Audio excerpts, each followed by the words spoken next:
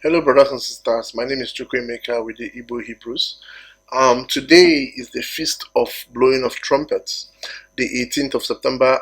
If you look at the Hebrew calendar that we've been sending out to people, or which you can get from our website, today is the Feast of Trumpets. And basically, my family, we celebrated it here by having a small in-house feast for ourselves. So I do hope that those of us who are practicing or trying to practice the Hebrew faith will make sure they also celebrate this feast. And let me use the same time to remind each and every one of us that on the 27th of September, which will be the 10th day of the 7th month, is the feast, the Day of Atonement, is the day we are supposed to fast and pray and ask God for forgiveness of sins. So each and every one of us who can each and every one of us have to fast on that day, on the 27th of September. Also send a message to friends and family to do the same thing. So today that we are celebrating the Feast of Trumpets, let me take this opportunity to respond to some brothers and sisters that expressed some concern on my video about how the Hebrew feast are supposed to be celebrated. In that video, I stated that the feasts, the sacrifices, and every other thing, that those who can should still do it. It has not been done away with. Those are eternal covenants. It has not been done away with. Just because Paul wrote in the New Testament that those things should be done away with to the Colossians or to the Corinthians does not mean that the Hebrews should do away with them. So let me take today to address that. Some people ask me, how do I reconcile the fact that Christ is now our feast? Christ is now our sacrifice, our Passover lamb and everything. How do I reconcile that to the Hebrew feast that, of offering burnt sacrifices, drink offering, meat offering, and the rest of them? Brothers and sisters, I know that in the book of Colossians, it was written, Paul wrote actually that that Christ is our Passover feast. I think it's Colossians chapter 1:19 or chapter 1 verse 20. While in the book of First Peter chapter 1 verse 19, the same thing was said, that Christ is our Passover lamb. And most people that argue that these burnt offerings and sacrifices that Abraham did, that Moses did, that David did, that Solomon did, that everybody from Noah did and Adam did, most people that argue that it's been done away with, they usually present Isaiah chapter 53 to support the fact that Christ was offered for our sins, and so all those other sacrifices were done away with. Brothers and sisters, have made it very clear in my videos that I do not believe that. First of all, it's not Hebrew in religion, and I tend to use this very short video to explain that. Now let's go through Isaiah chapter 53. I won't read the whole thing, but we can just look at it here, and anybody can look at it here. But this is basically what it says, and it continues like that. So that's, brothers and sisters, that's Isaiah chapter 53. And a lot of Christians believe that this was actually talking about Christ, that Christ dying on the cross and we are healed, and so he has been offered for us as a sacrifice, the eternal sacrifice. Brothers and sisters, first of all, what does this prophecy mean? This prophecy of Isaiah, I don't know. To be honest with you, I don't know.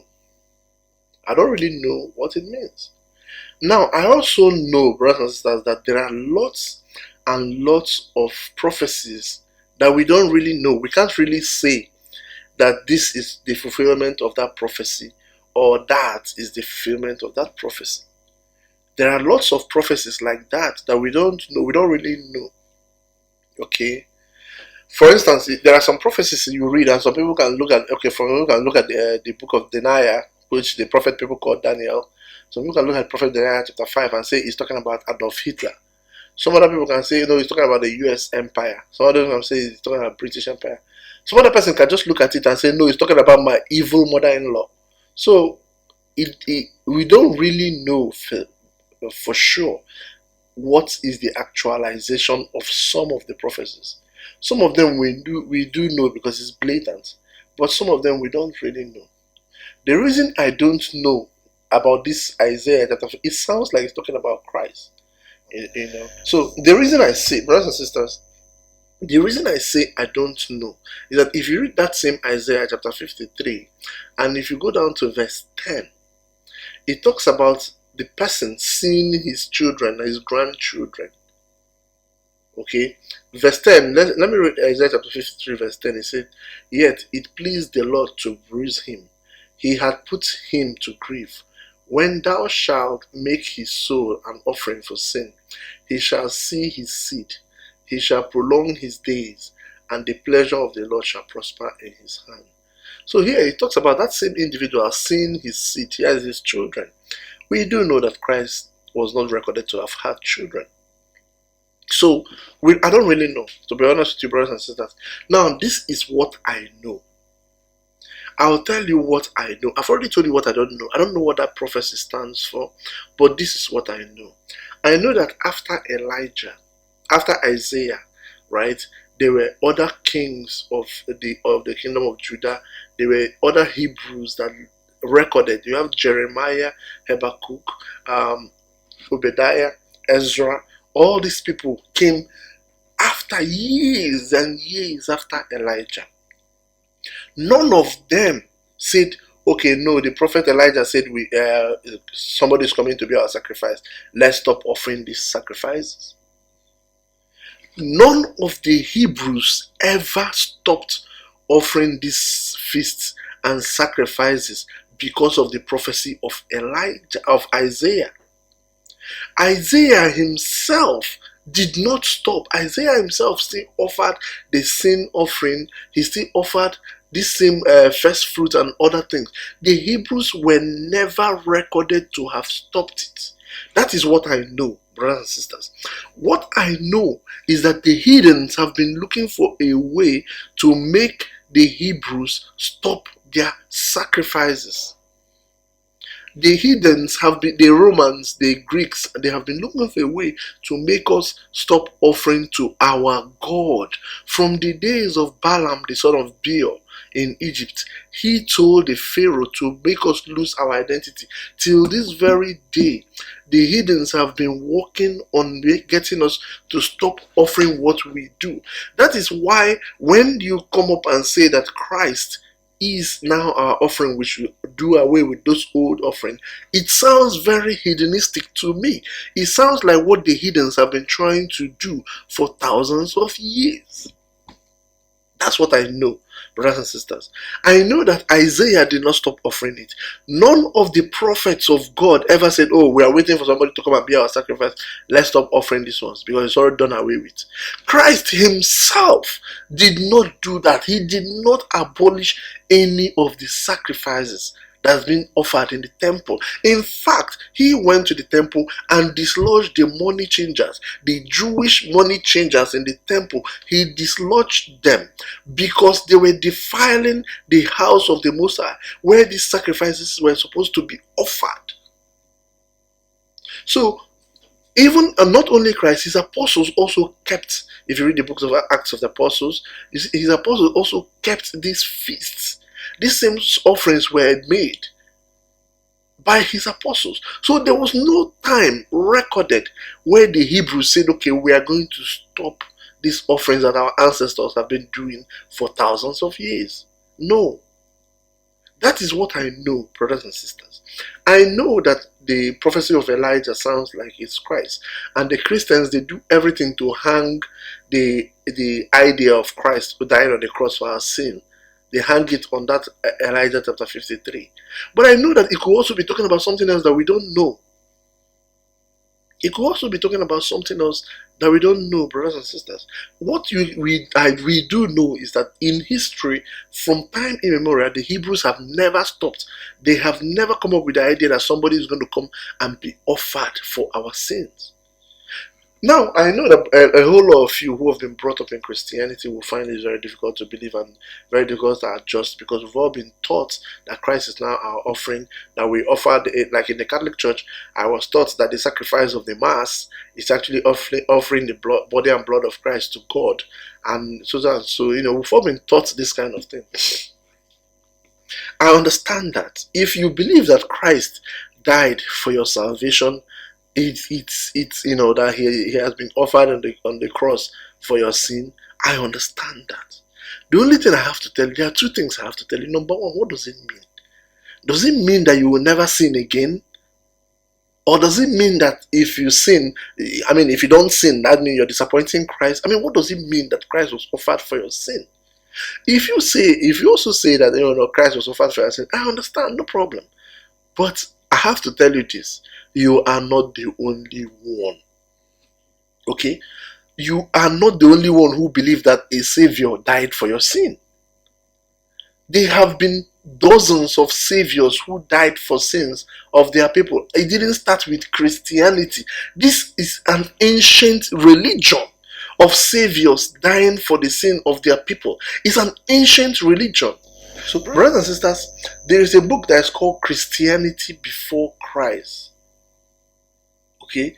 There's a book that is called Christianity Before Christ. It's written by an atheist. It's written by actually a black person, a black American, but he is an atheist. He's a proclaimed atheist. Okay, so I don't even recommend this book. But you can even go to the internet and search for saviors that have been crucified in history. You see people like Krishna of India, people like Tammuz of Babylonia, people like Jesus of the Celtics, people like Osiris of the Egyptians, people like Tulis of the Egyptians, Prometheus, or people like what's it called, Krites of Chaldea, people like Bali of the Assyrians, people like Indra of the Tibetans. These are crucified Christs in history. It does not start with Christianity. Christians believe that the idea that Christ died on the cross for our sin it originates from them. No, it's an ancient religion. So I believe, brothers and sisters, while I say I made it very clear, I don't know what Isaiah 53 stands for. I have no idea what it means. But I know that people dying for the saviors dying for their people, it was even being practiced while Abraham was alive. And so the story of Christ dying on the cross for our salvation, it has no biblical basis before then. There's no way in the New Testament where that is even expected, where the Hebrews are expecting somebody to come and die for our salvation. No. This is an ancient religion. You can even look at on Wikipedia. It has this 16 world, 16 crucified saviors. You can go and look at them. So this is why I smell a rat when I see this. When I see that Christians are now saying, okay, no, the sacrifices are all done away with. Never in history did the Hebrews do away with it. Today is the feast of the blowing of trumpets. It's supposed to be a day of rejoicing and offering of burnt offering to the Most High. I do not have trumpet, and I'm pretty sure I don't even know how to blow one. And I also did not make a burnt offering to the Most High, because where I live, I cannot make that. But if I move in, which I hope to do, if I move to a place where I can set fire and offer burnt sacrifices, I will do it, because that is what the Hebrews did. This is what the Igbo still do to idols. They are doing it to idols now, of course, but this is what the Hebrews have always done in history. I will not go with the fact that somebody wrote a letter to the Colossians that has been done away with. I will not go with that. I will not abandon thousands of years of Hebrew tradition that Abraham passed on to his children, and the scripture made it very clear that we should do it forever. I will not abandon it because of a letter to the Colossians which Abraham did not read. I will not do that.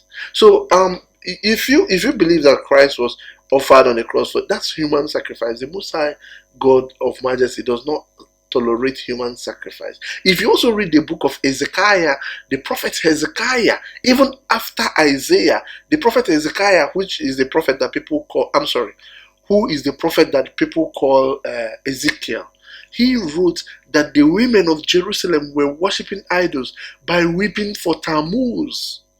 Weeping for Tammuz, brothers and sisters, is what they call Lent today in the Catholic Church, where people will be crying for the crucifixion of their Savior. Tammuz is one of those saviors that were crucified for his people. And the Bible made it very clear that the women of Jerusalem were worshiping him by weeping for Tammuz. Okay, so this is clearly there in scripture. Ezekiel, the prophet Ezekiel came after the prophet Isaiah. He never said, oh, Isaiah already prophesied that we should wait for someone to come and die for us. He never said that. That is how I judge. I don't know what Isaiah 53 is. I hope that one day the Most High will give us understanding to do that. But I do know that Isaiah himself and other prophets and other Hebrews did not abandon the feast, the statutes, the judgment, the laws, the commandment of the Most High God of Abraham because of that prophecy. I know that. And I have no interest in abandoning that. People should not make excuse for themselves. If you don't want to offer it, that's fine. But if you're going to practice the Hebrew religion, you have to do that when you can. Today, I cannot offer a burnt offering to the Most High because of where I live and the condition where I live. But if I live in a place where I can offer it, I will go ahead and offer it. And may the Most High of Majesty bless each and every one of you. Selah.